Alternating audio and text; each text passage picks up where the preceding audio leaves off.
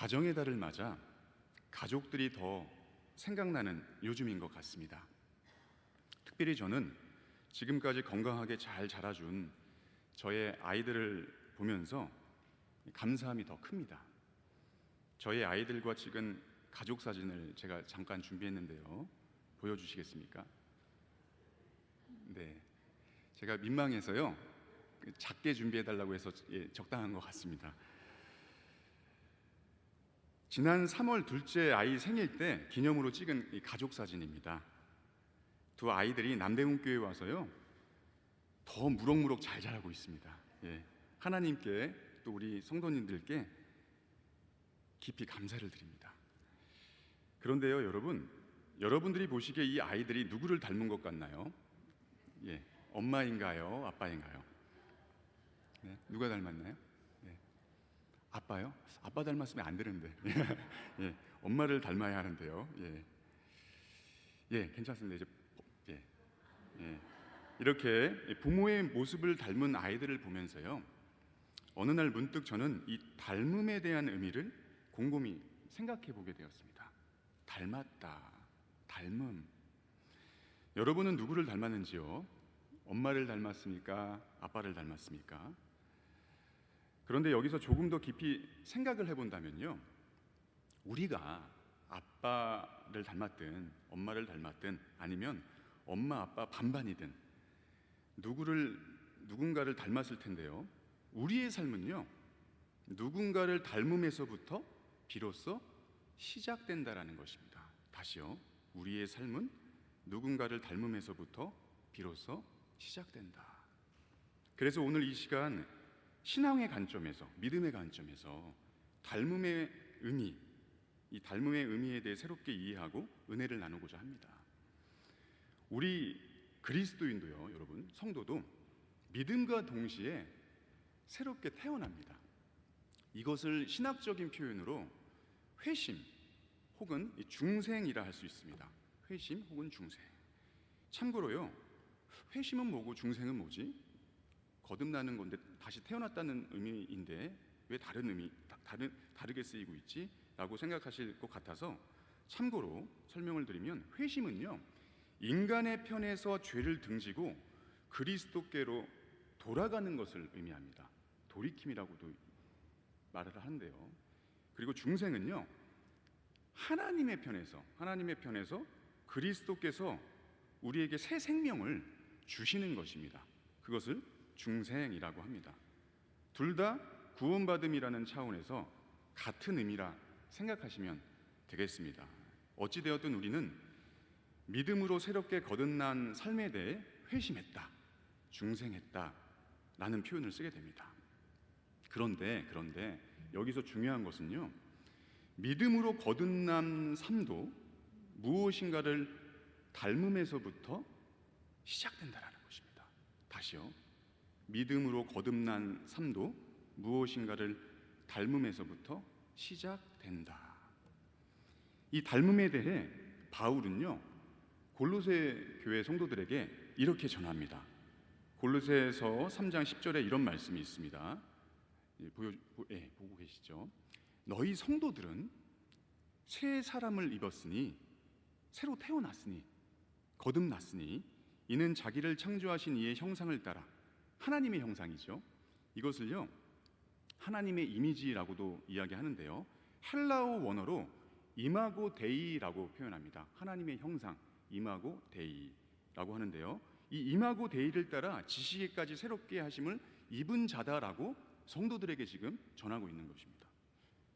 즉, 이 말씀을 쉽게 풀어 정리하면요 골로새서 지금 이 3장 10절 말씀을 정리하면 우리 성도 혹은 우리 그리스도인은 창조주 하나님의 형상 이마고 데이를 닮아 새롭게 태어난 자라는 것입니다.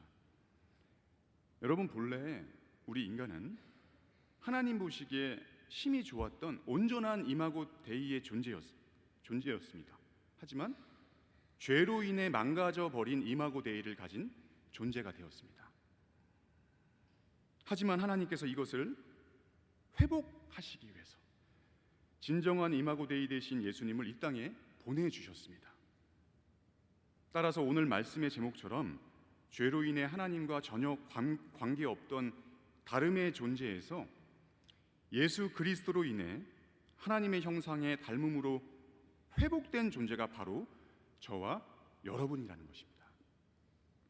옆에 계신 성도님들을 이렇게 보시면서요, 믿음으로 함께 서로 고백해 보셨으면 좋겠습니다. 성도인 당신은, 서로 보시면서요, 성도인 당신은 하나님과 꼭 빼닮았습니다.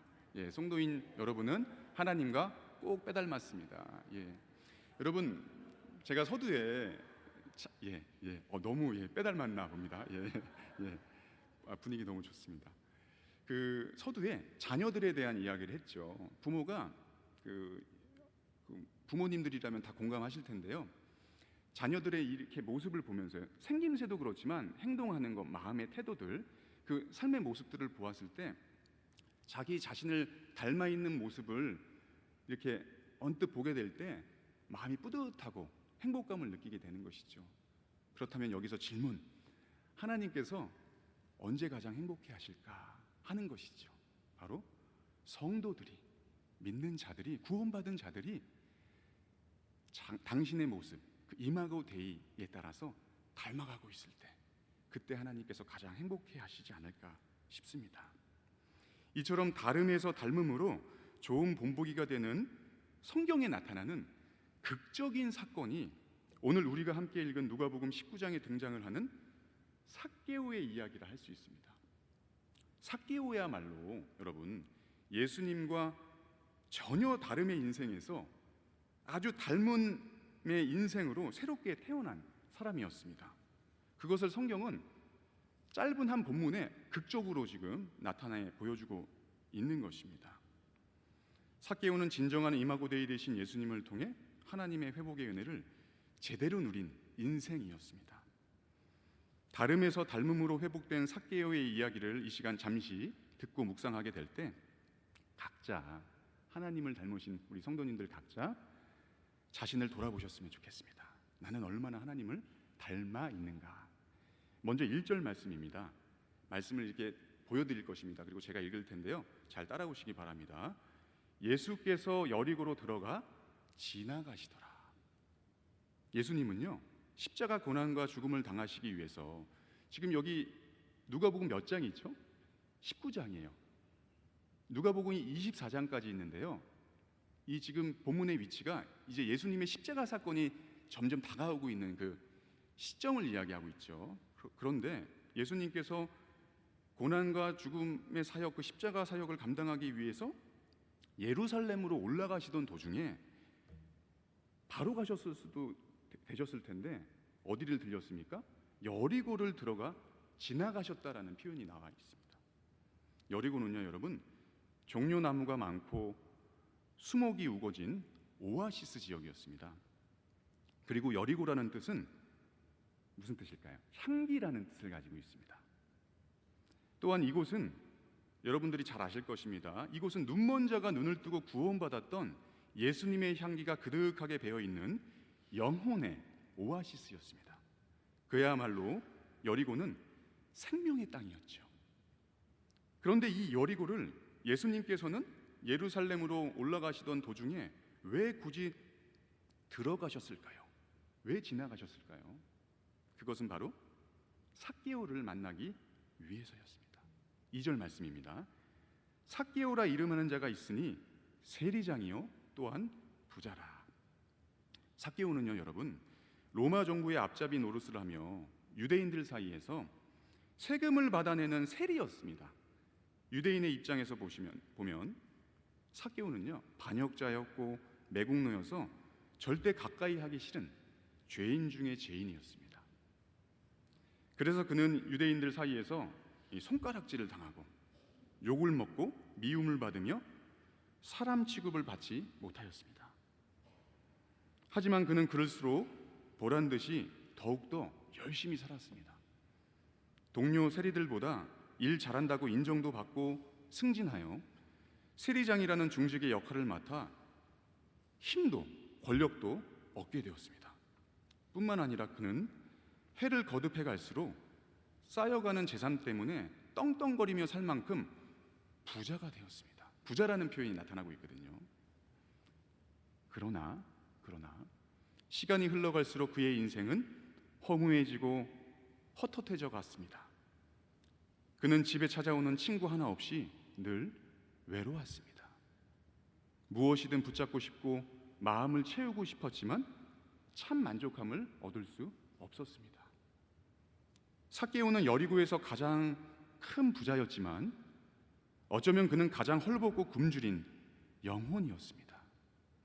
주님이 주시는 회복의 은혜 없이 망가져버린 이마고 데이로 참 자유함을 누리지 못하는 가장 불쌍한 인생이었습니다. 사랑하는 남대문교회 성도 여러분, 저와 여러분의 모습은 어떠한지요? 지금까지 치유되지 못한 아픔과 슬픔이 혹시 있지는 않으신지요? 혹 여러분은 무엇을 위해 지금도 그렇게 열심히 바쁘게 살아가시는지요? 또 무엇이 지금 여러분의 삶의 가치를 결정하고 있는지요? 우리의 인생도 삭개오처럼 남복이 부러울 것 없는 삶일지라도 공허함이 이유 없이 찾아오고 그것을 채우고 또 채워도 참 만족함이 없는 인생이라면 죄송하지만 우리는 예수님과 조금 다른 모습으로, 닮지 않은 모습으로 약간은 어그러진 이마고 데이로 살아가고 있는 것입니다.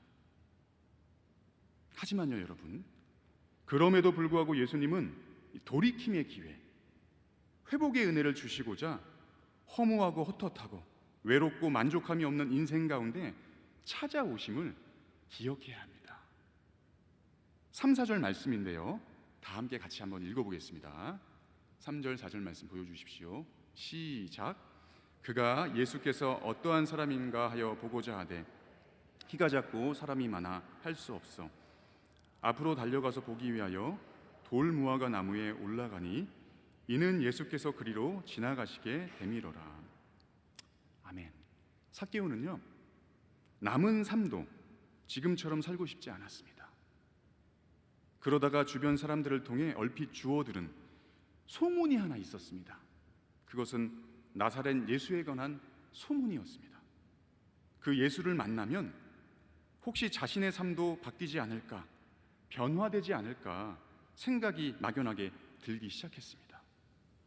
그러던 어느 날 삭개오는 예수님이 자기 동네 여리고로 지나가신다는 소식을 듣게 된 것입니다. 불현듯 그는 그 소문을 듣고 그 소식을 듣고 예수님을 만나고 싶어졌습니다. 그리고 자신이 하던 일을 다 내려놓고 멈춰두고 예수님을 만나기 위해 그분이 계시다는 곳으로 바로 곧 달려갔습니다. 그러나 여러분 이 본문을 보시면 또 이 본문에 대한 묵상을 그동안 많이 해오셨기 때문에 잘 아시겠지만 예수님의 주위에는 사람들이 너무 많아 그분에게 다가갈 수가 없었습니다. 더군다나 그는 키가 작아서 예수님의 얼굴을 쉽게 바라볼 수 없었습니다. 하지만 그는 예수님을 만나려는 간절함을 포기할 수 없었습니다. 삭개오는 지금이 아니면 예수님을 만나볼 수 없겠다는 절박한 심정으로 멀리서라도 그분을 뵐 수 있는 최후의 방법을 그 순간 생각해냈습니다. 돌무화과 나무 위로 올라가는 것이었습니다. 그는 돌무화과 나무 위로 올라가는 것을 선택했습니다. 여러분, 돌무화과 나무 이 둘레는요, 그림에서 보통 이렇게 아이들 설교할 때 작은 나무로 이렇게 좀 표현하는 경우가 있는데 그렇지 않습니다. 어른의 두 팔로도 이 감쌀 수 없을 만큼 줄기가 굵었고요. 키가 약 10m에서 13m 정도 되는 큰 나무였습니다. 그런데 삭개오는 체면과 자존심을 다 버리고 그 크고 높은 그 돌무화과 나무로 올라간 것입니다. 그런데 마침 예수님이 그 돌무화과 나무 근처로 지나가시게 된 것입니다. 드디어 삭개오에게 진정한 이마고데이 되신 예수님을 만나게 되는 아주 중요한 순간이 찾아오게 된 것입니다. 사랑하는 성도 여러분, 예수님을 만날 수 있다면 예수님을 만날 수 있다면 언제든지 달려갈 수 있게 만들어주는 이 신앙의 열렬함을 잃지 않게 되기를 바랍니다. 저와 여러분의 삶에 저는 묻고 싶습니다. 삭개오가 올랐던 이 돌무화과 나무의 자리는 어디이신지요?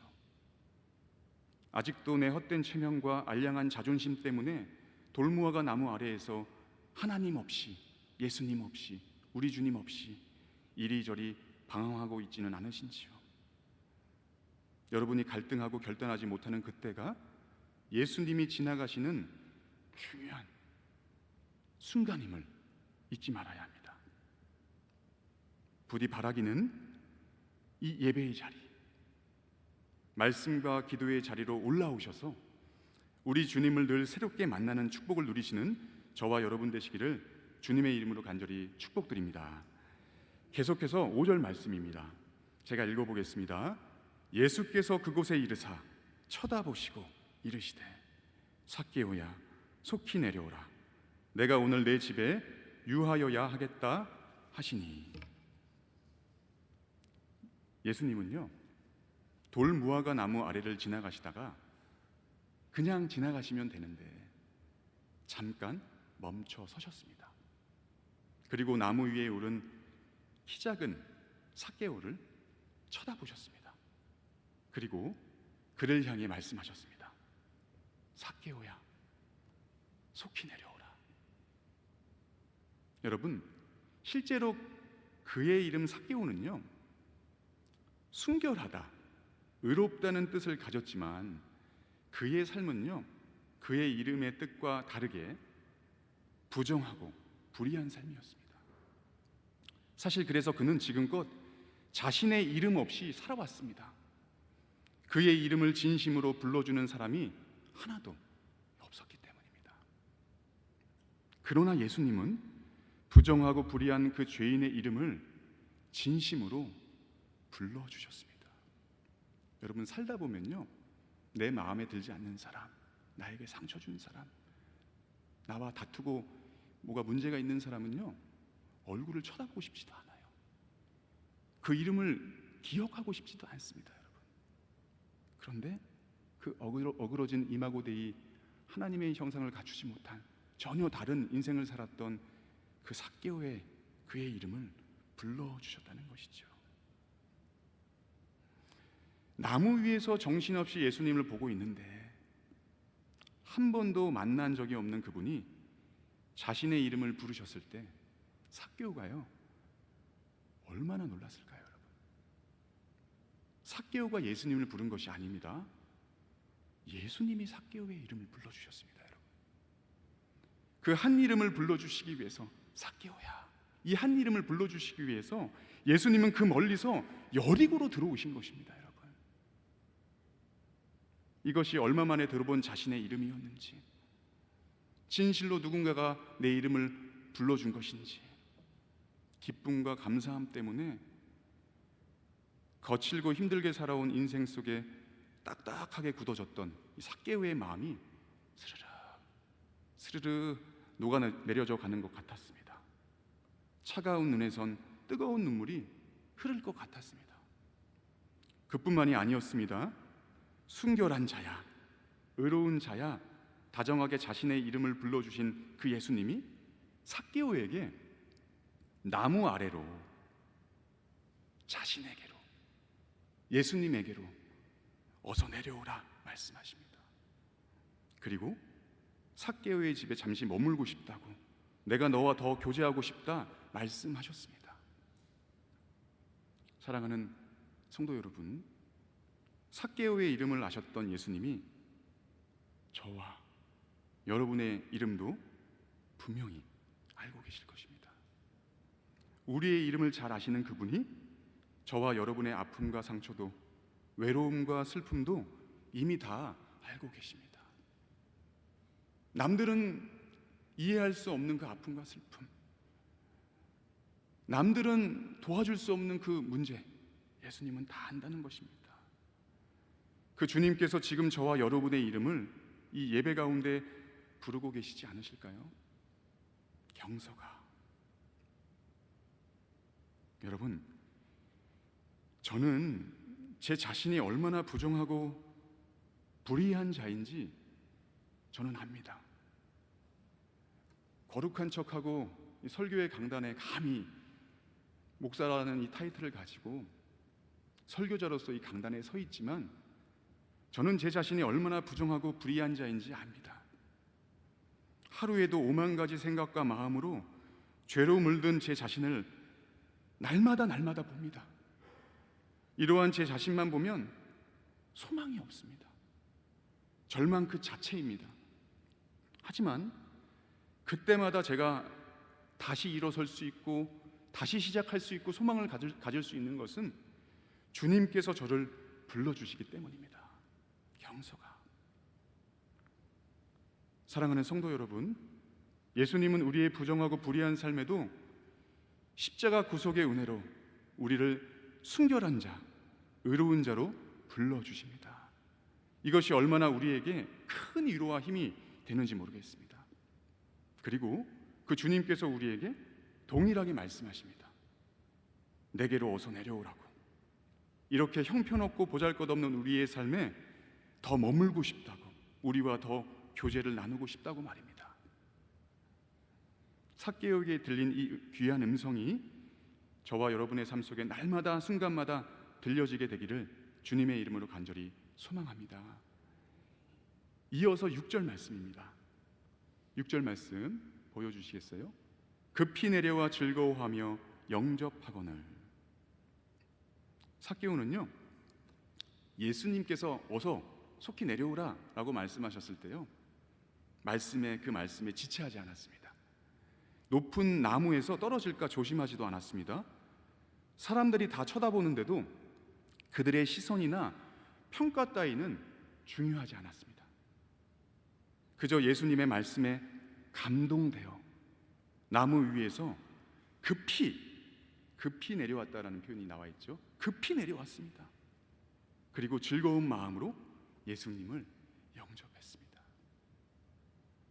삭개오는 구원과 영생이 있는 진리를 향해 이제껏 지나온 삶과 전혀 다른 새로운 인생을 향해 나무 아래로 미끄러져 내려온 것입니다. 사랑하는 성도 여러분, 말씀의 도전 앞에 우리가 예배 가운데 또 삶의 자리 가운데에서 하나님의 말씀이 들려지고 있을 것입니다. 그 말씀의 도전 앞에 지체하지 마시기 바랍니다. 앞일에 대한 지나친 신중함도, 남들이 어떻게 생각할까 하는 시선이나 평가도, 내가 가진 것을 잃지 않을까 하는 두려움도 예수님 말씀 앞에 모두 다 내려놓으시길 바랍니다. 내려놓을 때 하나님의 얼굴을 배우는 놀라운 은혜를 경험하게 되는 것이고, 내려놓을 때 새로운 인생을 살게 되는 것입니다. 비로소 말입니다. 마지막으로 8절에서부터 10절 말씀입니다. 다 같이 함께 8절에서부터 10절 말씀을 같이 한번 읽어보겠습니다. 시작. 삭개오가 서서 주께 여짜오. 주여 보시옵소서. 내 소유의 절반을 가난한 자들에게 주겠사오며 만일 누구의 것을 속여 빼앗은 일이 있으면 내 갑절이나 갚겠나이다. 예수께서 이르시되 오늘 구원이 이 집에 이르렀으니 이 사람도 아브라함의 자손임이로다. 인자가 온 곳은 잃어버린 자를 찾아 구원하려 함이니라. 아멘. 예수님이 삭개오의 집에 들어가셔서 구체적으로 무슨 일이 있었는지, 어떤 대화를 나누었는지 아쉽게도요, 성경에는 기록되어져 있지 않습니다. 하지만 상상력을 동원해 봤을 때 아마도 삭개오는 예수님을 자신의 집에 모시고 맞이하고 잘 모시고 섬기며 지나온 자신의 삶에 대한 모든 것을 예수님께 솔직히 털어놓았을 것입니다. 부정하게 불의하게 모은 재산과 재물을 숨김없이 다 보여드리면서 참된 회개의 시간을 가졌을 것이라 생각됩니다. 그런데 참 놀라운 것은요, 그 장면이 나타나고 있지도 않지만 제가 상상해 봤을 때 예수님도 더 이상 그의 지난 과거에 대해 묻지 않으셨습니다. 삭개오를 용서하셨고 잃어버린 자를 찾아 구원의 은총을 베푸셨습니다. 결국 삭개오는 어떻게 되었습니까? 예수님을 만나 다름의 인생에서 닮음의 인생으로 새롭게 거듭나게 되었습니다. 이제 삭개오의 삶은요, 움켜쥐는 자의 모습이 아니라 예수님처럼, 예수님을 닮은 모습처럼 나눠주는 자의 모습이 되었습니다. 그는 더 이상 사람들을 미워하고 착취하는 대상으로 보지 않았습니다. 섬겨야 할 대상으로 보았습니다. 그래서 돈 때문에 떠났던 가족, 친구들도 다시 그에게로 찾아왔습니다. 이제는 세금을 받기 위해 사람들을 찾아다니는 것이 아니라 복음을 전하기 위해, 내가 만난 예수님을 전하기 위해 사람들을 찾아다녔습니다. 삭개오는 외롭고 쓸쓸한 인생에서 여리고 사람들과 더불어 사는 풍요로운 인생이 되었습니다. 손가락질 받는 외톨이에서 사람들에게 잘했다 칭찬받는, 인정받는 자가 되었습니다. 이렇듯 예수님의 용서하심을 경험한 삭개오는 여리고에서 가장 부유하고 배부른 영혼이었습니다. 참 자유함을 얻은 예수님을 가장 닮은 사람, 가장 행복한 인생이 되었던 것입니다. 사랑하는 성도 여러분, 저는 여러분들에게 묻고 싶습니다. 여러분들의 지금 모습은, 여러분들의 심령은, 여러분들의 영혼은 누구를 닮아 있는지요? 15세기 초에 간행된 토마스 아켄피스의 영성 고전이 있습니다. 그리스도를 본받아라는 제목으로 쓰여진 책인데요, 대부분은 읽어보셨을 것입니다. 그런데 이 책의 첫 장에는 이렇게 기록되어져 있습니다. 보여주시겠습니까? 제가 한번 읽어보겠습니다. 여러분은 눈으로 보십시오. 주님은 나를 따르는 자는 어두움에 다니지 아니한다고 말씀하신다. 이 말씀으로 그리스도는 정녕 우리가 빛을 얻어 마음의 모든 눈먼 것에서 자유하려 할진대 그분의 형상을 우리의 삶과 성품의 틀로 삼아야 한다고 이르신다. 그러므로 우리는 무엇보다 예수 그리스도의 삶을 묵상하려고 애써야 한다라고 하였습니다. 여러분, 다시 한번 묻고 싶습니다. 우리의 영혼은 누구를 닮아 있는지요? 우리의 삶은, 우리의 성품은 누구를 닮아 있는지요? 부디 바라기는 다름에서 닮음으로의 이 긴 우리의 인생의 여정 속에 예수님의 모습을 우리의 영혼, 우리의 삶과 성품의 틀로 잘 삼으시길 바랍니다. 우리 주님께서 오늘도 이 시대에 삭개오를 분명히 찾고 계실 것입니다. 그 한 사람 한 사람이 여기 모인 믿음의 우리 성도님인 줄 믿습니다. 오늘도 그 소망을 가지고, 그 믿음을 가지고 나아가셨으면 좋겠습니다.